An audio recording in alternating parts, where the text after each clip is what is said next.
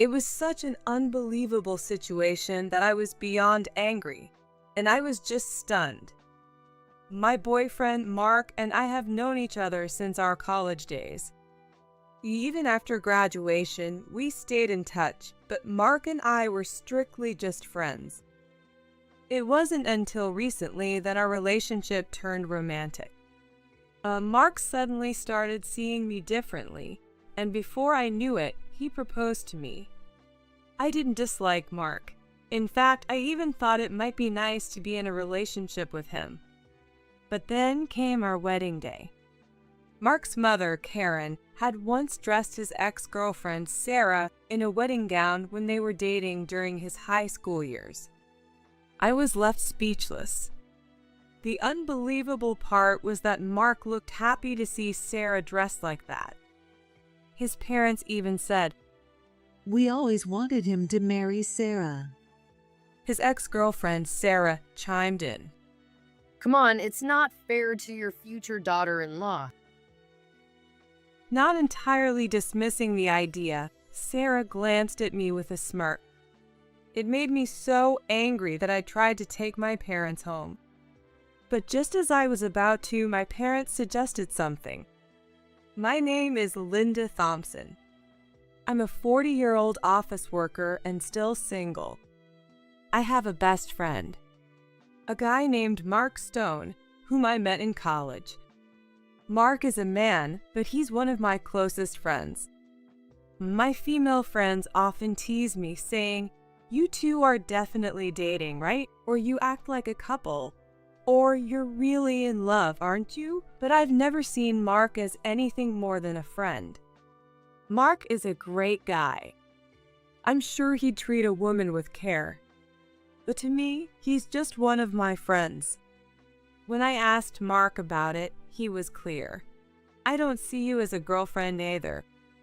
So we spent our 20s and early 30s just being friends. But that changed when Mark said something unexpected. I think it's time for me to get married. I'm serious. I'm at a good age. I want kids, and I want to give my parents some peace of mind. Really? So, do you have someone in mind? What is she like? Yeah, it's you. What? I want to marry you. Wait? No way.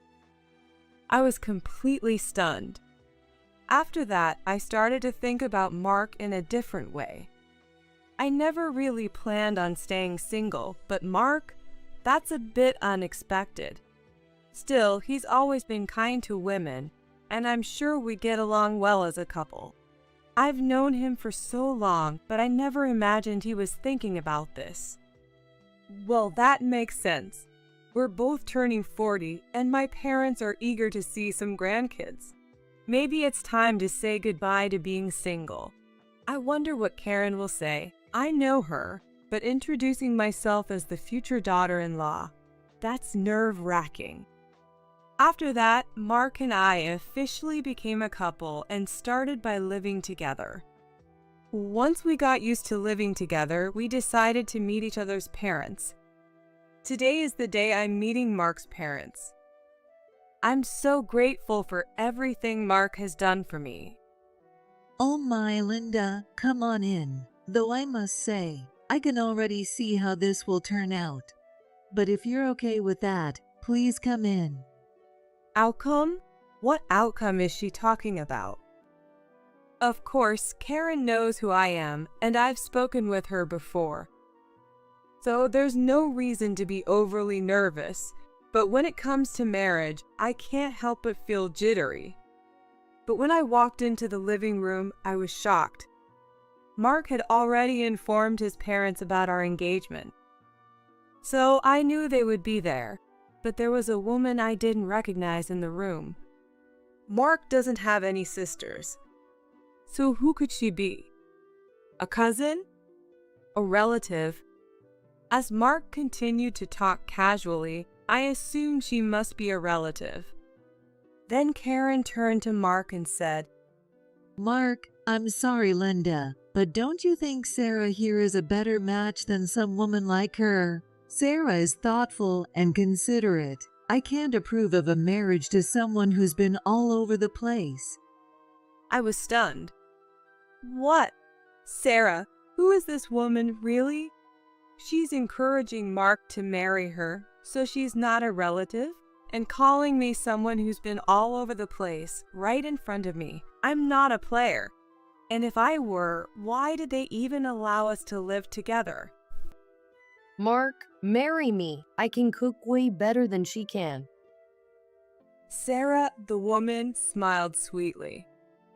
If Mark had been the kind of guy who could firmly reject her right then, I wouldn't have felt so bewildered or upset.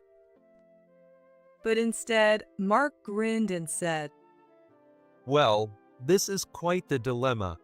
I guess I'm a pretty popular guy. Oh, Linda, did I introduce you? This is my ex, Sarah. We dated back in middle and high school. What? I mean, sure, Mark has his charms, but weren't we here to announce our engagement? Why is his ex-girlfriend just casually here? What is this? This is just a ridiculous farce. Not to mention, he proposed to me. Why is his ex even here like it's no big deal? I just can't wrap my head around this. Didn't they break up so that he could be with me? What's going on here? My head was spinning. I wasn't angry at Sarah so much as I was baffled by Mark's family for accepting her presence so easily. Well, Mark, we are getting married, right? I asked Mark, who was sitting beside me, trying to keep my voice calm. Oh, right. Mom, Dad, I'm marrying Linda. Why not Sarah? She's prettier, and she's a better cook too. I'm sorry, Linda, but you should marry Sarah. I'm really rooting for her. I see. Did he say I see? Mark, get a grip. I was screaming inside at this ridiculous conversation between Mark and his parents. In the end, the conversation didn't revolve around the future of Mark and me, but rather whether he should choose me or Sarah. Naturally, Mark didn't give a clear answer, leaving me feeling uneasy and frustrated. On the way home, I confronted Mark. Seriously? I took the day off work to meet your parents because we're getting married, but why did your ex end up being the star of the show? Come on, don't worry. I'm with you. Unbelievable. I knew you could be indecisive, but your ex. And what's wrong with your parents? If they're so keen on your ex, why did they even let us live together? I couldn't calm down. I was furious. On my next day off, I told Mark, I'm just going out for a bit to do some shopping, and left him watching TV as I headed to my parents' houses. My parents know Mark well. I told them about what happened at his parents' place the other day. So that's the story, I said, munching on some snacks as I explained the situation to my retired parents. Isn't that crazy? Or am I the one who's crazy? What do you think? Yeah, that's unbelievable. If that's how it is, what was the point of letting you two live together? Exactly. That's what I'm saying. I instantly reacted to my mom's understanding words. Then, as I was leaving, my dad, who had been quietly listening, said, Leave it to me. After that, Sarah kept coming to our apartment, trying to force meetings with Mark and even bringing homemade food, insisting on coming inside. Since I work a desk job, I usually get home earlier, so I was able to stop Sarah. But her attempts became more aggressive day by day, and eventually, for some reason, Mark gave her a spare key. I really can't understand this. Sarah comes into our home whenever she wants, cooks meals, and even washes Mark's clothes. It's like she's playing the role of his live-in girlfriend. Stop coming in here without my permission. I finally reached my breaking point one day and yelled at Sarah. Then she started crying. I'm Mark's future wife. Why do I have to be pushed aside? You're just his girlfriend, and you think you can live with him. She's calling herself his wife when they're not even married yet. This makes me look like the bad guy. What's unbelievable is that Sarah kept quietly sobbing until Mark got home. And when he did, she threw herself into his arms and cried even harder. Mark didn't seem entirely unhappy about it as he tried to calm her down. What is this? What am I witnessing? Should I just cancel our cohabitation and move out? No, I need to trust Mark. I believe he'll choose me in the end. He's just getting caught up with his ex for now. It would be silly to run away from this. I won't lose. So, despite Sarah's constant advances, Mark and I continued with our wedding preparations. The wedding was supposed to be a grand affair, with both families splitting the costs. I had tried on my wedding dress, planned the bouquet design, and prepared everything to my satisfaction. I thought that by getting this far, Sarah would finally step back. That's what I believed. Then came the wedding day. I arrived at the venue with my parents, ready to prepare, only to find Sarah wearing the wedding dress I had chosen. What the hell? First come, first served. Marrying Mark. Let's get married. If you love me that much. Mark, with a joyful expression, walked over to Sarah. I've been with Mark for a long time. This is a huge betrayal. The thought that my parents had spent their money on this farce left me speechless with shame. Dad and Mom, let's go home. It looks like there's already a bride here, and apparently that's what Mark prefers. I'm so sorry for dragging you into this charade. I tried to take my parents' hands to leave, but my dad held onto mine. Leave the rest to me and stay at my place. Go get your things from the apartment you shared, and then let me handle everything. I didn't quite understand my dad's intentions, but I did as he said and got into a taxi.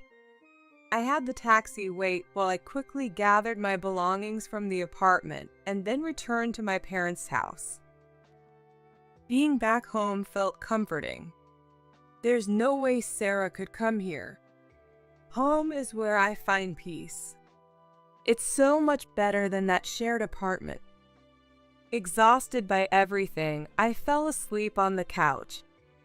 I was awakened by the sound of my parents coming home, laughing heartily. You're back late. So how did the wedding go? Then, unable to contain her giggles, my mom showed me a video. What's this video? Your dad got revenge for you. Just watch it. You'll feel better. The video was of Mark and Sarah's wedding, a nightmare I thought I had escaped. But instead of a joyful atmosphere, the video showed Mark being scolded by the wedding guests. Why is the bride's name different? You said you were marrying Linda. What's going on? Explain yourself. Well, the bride's name was written down wrong.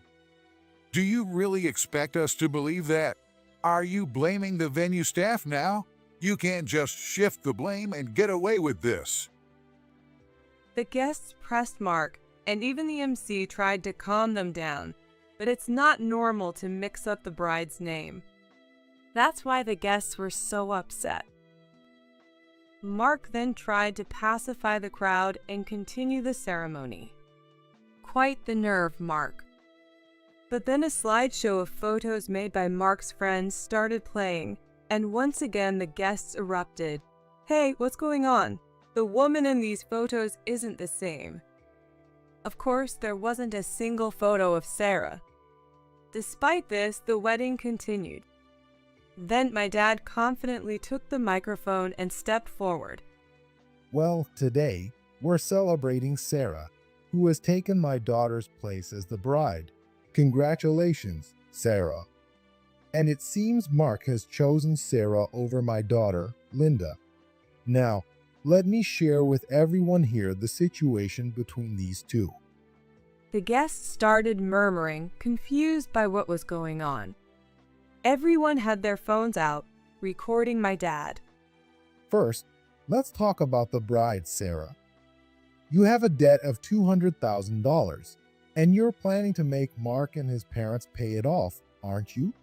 Normally, no one would allow such a thing, but it seems Mark, who can't see through Sarah's intentions, is completely clueless. And this debt, it appears, was all spent on another man. The groom's mother, who called Linda a player, doesn't even know who the real player is. Not to mention, Sarah is a top hostess in the nightlife business, and she's been involved in questionable activities to secure clients. Sarah, whose child are you carrying in your womb? At that, Mark looked at Sarah in shock. Sarah averted her eyes. And Mark, the groom, has been a regular at the casino, racking up a debt of $50,000, which he's been making Linda pay off. And not just on his own. He's also been borrowing money from his parents to cover it. What a lucky bride you are, Sarah, to have such a husband. Linda, who was supposed to be the bride today, went home with a broken heart. How do you all feel about this? At that point, the friends and relatives from my side of the family started shouting. What a scumbag.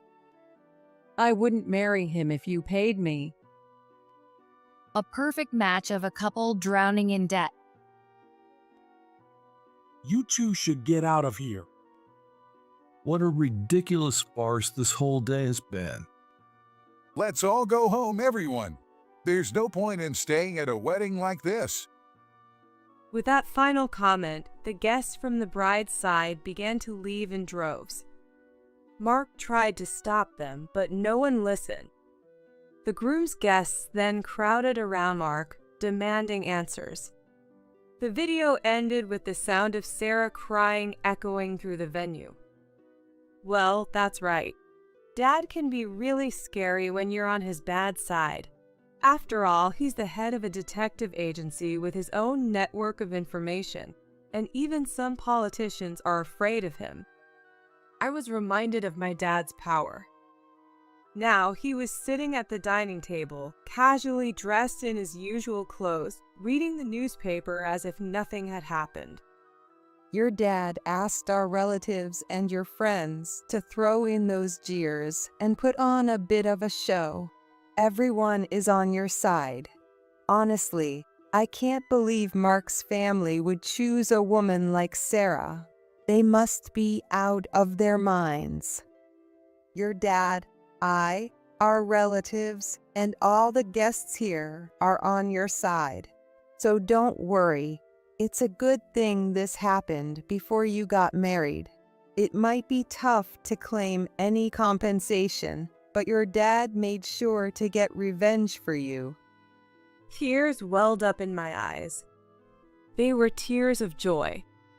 When I glanced at my phone, I saw messages of concern from friends and relatives. I carefully responded to each one with a heartfelt thank you. Mark won't be able to stay at his company anymore. Honestly, what was he thinking? Inviting his boss and colleagues, and then switching the bride. It's his own fault. He deserves no sympathy. That's true. For a while, I commuted to work from my parents' house. Some of my coworkers expressed concern, but I reassured them with, "I'm fine. Sorry for worrying you." Then, on one of my days off, Mark and Karen came to our houses. My mom silently sent Mark and Karen into the living room, but didn't offer them tea. Instead, she called my dad from his study. Once my parents and I, along with Mark and Karen, were all gathered, our conversation began. Well, could we have some tea? Oh, I don't think you're in any position to be asking for that. My mom shot back at Karen's request. Mark, Don't you have something to say to Linda that's more important than tea? With gentle prompting from my dad, Mark quickly apologized. Linda, I was wrong. Please give me another chance. I got carried away with Sarah and ended up neglecting you. I know it's unforgivable, but I'm truly sorry. Please, I want to marry you. I'm begging you. We've already kicked Sarah out. Linda, I'm so sorry. You're the better wife for Mark. We realize now that you're the one who truly deserves him. So please, come back. The nerve of these two making such self-serving demands. I had a lot on my mind. Mark. Linda, please, let's start over. How about you pay back all the money I helped you with for your gambling debts? I covered a lot of that, remember? What? Now? I don't have that kind of money anymore. Even a child knows you have to repay what you borrow. Come on, don't be so harsh. Living with you was hell. I kept telling myself that it was because I was going to be your wife, but I lost half of my savings helping you pay off your debts. And yet you never even said thank you. Not marrying you was the best decision I ever made. Go ahead and live your life drowning in debt with your ex, Sarah. But don't say that. We've been together for almost 20 years. And who gave your ex, Sarah, a spare key while we were living together? Do you have any idea how cornered that made me feel? Sure, Sarah might be good at cooking and cleaning, but a $200,000 debt? That's impressive. Well, enjoy living in debt together, and don't forget to pay back every cent of the money I covered for you. And that's not a request. It's a demand. A demand? Come on, I know I messed up. I'm really sorry. So, can you just help me out a little? Don't you dare talk nonsense. It was then that my dad snapped. He had been a martial artist in his younger days, so his angry voice carried a lot of weight. Even Mark and I fell silent under the intensity of his outburst. Your debt is your own doing. You're an adult. Figure it out yourself. And don't ever touch Linda's savings again. You kicked out that woman, Sarah? Well, that's just basic decency. What on earth are you thinking? If you can't live without relying on others, then go ahead and live a life at rock bottom. And don't ever step foot in this house again. Get out. Mark and Karen turned pale as my dad's shouts filled the room. My mom stood up and firmly directed them to leave. Well, Do you still need something? You're not even family, just strangers. Hearing that, Mark and Karen hung their heads and left. I turned to my dad and thanked him. Dad, thank you, I didn't do anything at all. he said with a smile, and I smiled back. After that, I sent the spare key to the apartment back to Mark, signaling that I never wanted to see him again. But then someone unexpected reached out to me. After work, I returned home to find that my parents were out grocery shopping at a distant store. I was alone, so I decided to call the friends and relatives who had supported me during the wedding fiasco to thank them again. That's when it happened. A call came in from an unknown number. It wasn't unusual for me to get calls from unknown numbers due to my job, so I picked it up without thinking. Hello. How could you? Excuse me? How could you do this to me? The voice on the other end was a woman, crying and shouting. I realized who it was, Sarah. I could guess how she got my number. She probably asked Mark or someone around him. What are you talking about? Who is this? Thanks to you, the wedding is off. It's all ruined. I was kicked out of my houses. How am I supposed to live now? I have debts and I'm pregnant. I was supposed to have a life with Mark. How could you do this to me? Pay me compensation. Give me alimony. Just give me some money. I was the one who got left at the altar because of you. Do you really think you have the right to demand anything from me? Don't you think it's a bit shameless? You're acting like a child. What? Because of you, I've been cut off from my family. Your dad wrote a letter to my parents. How could you do that? My parents were my last hope, and now I have nothing. You're a horrible woman, the worst. Isn't the real horrible woman you? Acting like a spoiled child, throwing a tantrum. How embarrassing. I heard you're 40, right? Aren't you ashamed of yourself? Even a child knows how to apologize, but you can't even manage that. It's you who lacks any sense of decency. Shut up. It's all your fault. I was supposed to marry Mark and live happily ever after. Now all I have left are debts and a child. It's all your fault. The noise was too much, so I hung up the phone. Then I blocked the number. A little while later, the landline rang. I had a bad feeling about this, but it could be one of my dad's friends. Since retiring from his job as a detective agency head, he's taken up golf with his buddies as a hobby. So I picked up the phone. Hello. Who do you think you are hanging up on me?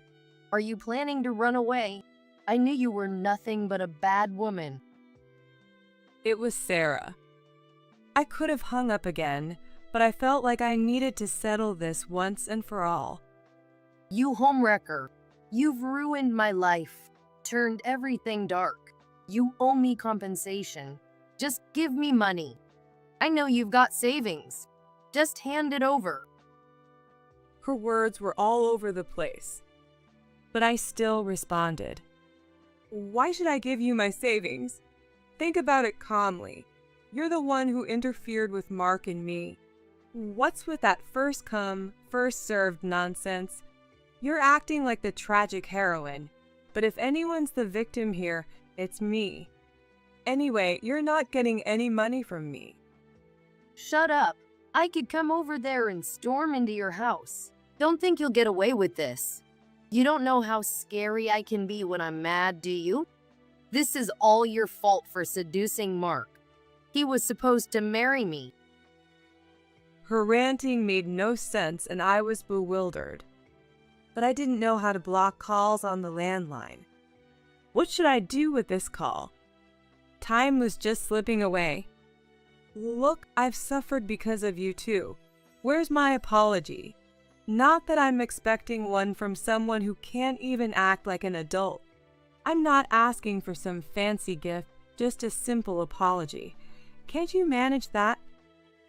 And let's not forget, you're the one who dumped Mark in high school. So why am I the one being accused of stealing him? How dare you? What gives you the right to say that? Fine, then give me a baby gift. Just hand over the money. I'm so sick of being chased by debt collectors. Normally, baby gifts come after the baby is born. Asking for it up front is pretty rude, don't you think? If you're that desperate for money, why not seek help from a nonprofit organization or some government assistance? I don't care. I want an apology and money from you. That's it.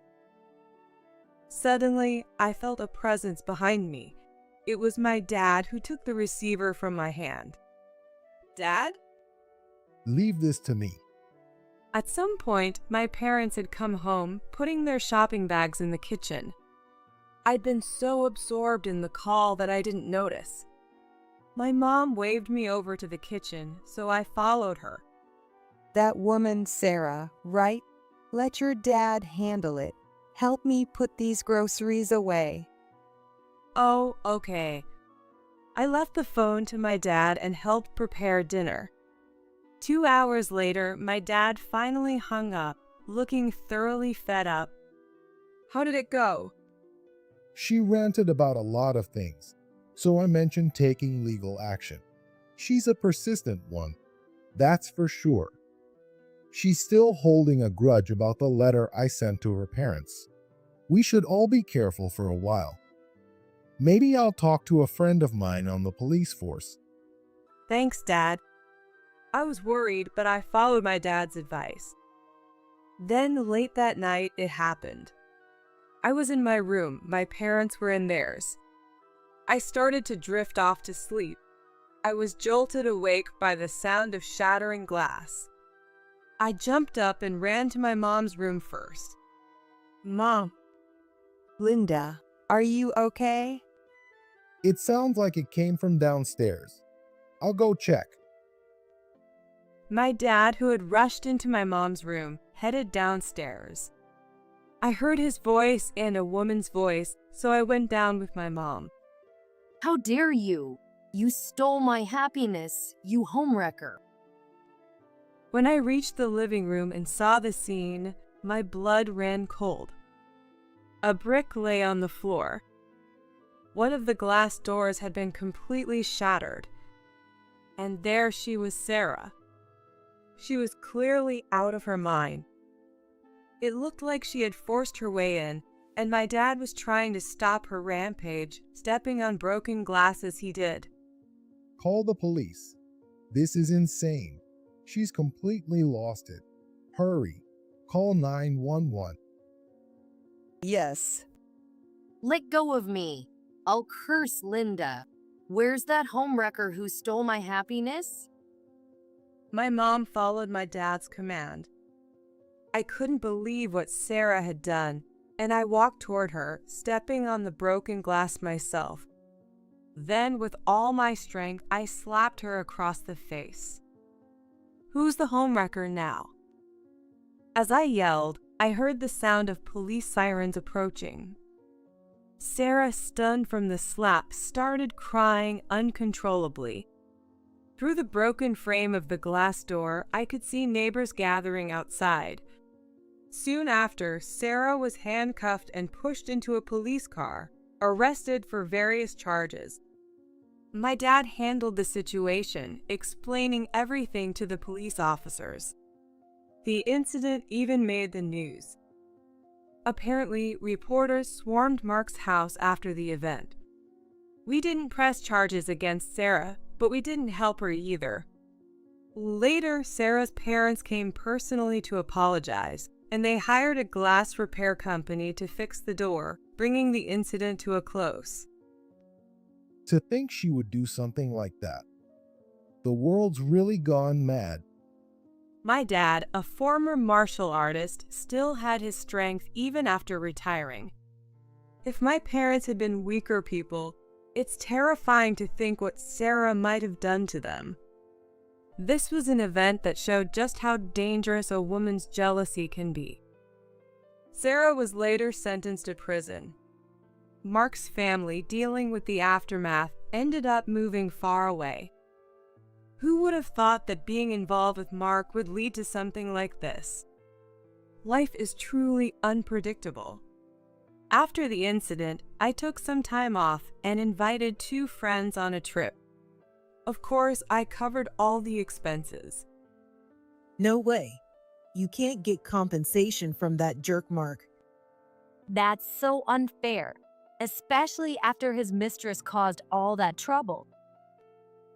We lounged on deck chairs at a luxurious hotel with a private pool, chatting and relaxing. Well, I wanted to file a claim, but Sarah's parents gave me a large sum of money. And besides, she's in prison now, so what's the point? It's all over anyway. You're so tough. Are you sure about inviting us to such a fancy hotel? It's fine. This is the least I can do. I wanted to thank all the relatives who helped too, but they all declined any gifts. So thank you both so much. I'm going to find myself a better man. That's the spirit. Yeah. Hey, do you know anyone? Introduce me to someone nice. We laughed and talked about love as we splashed around in the pool. Women really do come alive when they fall in love. Of course, one should never become obsessed. I would never want to lose myself like Sarah did in her fixation on marrying Mark. And so I regained my freedom and found happiness once again.